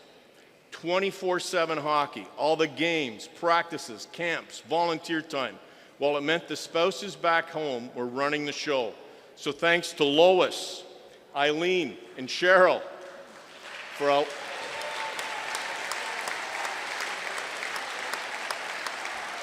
for allowing these guys to live out their passions. When the Ottawa Senators started up in 1992, there was no alumni. Approached by Randy Sexton and Cyril Leader, Fred and John became founders of the Sens alumni team, playing charity games throughout Ottawa and the Valley. When letters of support for this nomination were requested, the elite of the Ottawa hockey family enthusiastically responded. Guys like Todd Nicholson, Murray Wilson, Chris Phillips, just to name a few. Current alumni president and the first captain of our Sens, Laurie Boschman, wrote, "They were character individuals that I had many battles against when we played. Tough to play against, and players you want on your hockey club. They continue to be pillars in our community and are to be commended for their fine work." Thank you.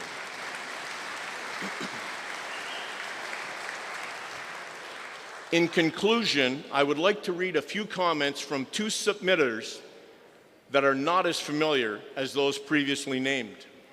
Quote, I have known all three since attending the hockey school run and managed by George. Getting to learn from John and Fred allowed me to learn the foundational skills to playing defense and grow my game to become an OHL player and a draft pick of the Chicago Blackhawks.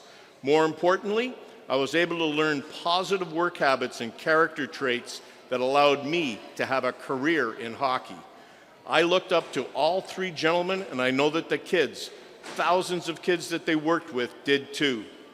They treated everyone with the utmost respect and wanted them to have a great experience. That was submitted by Ben Choutron, who's a head scout, Western Canada, Montreal Canadiens.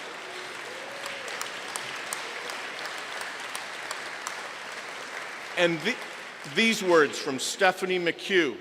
Stephanie's also with us this evening, assistant coach of your PWHL's Boston Fleet. Team Canada, women's under 18 assistant coach as well. Quote, the Barretts showed me what it means to be a dedicated athlete, not just in skill, but more importantly in sportsmanship and community involvement. They helped me understand the power of hockey, bringing people of different backgrounds together. I am proud to be part of a community enriched by their contributions. Thank you. In conclusion, I want to say this.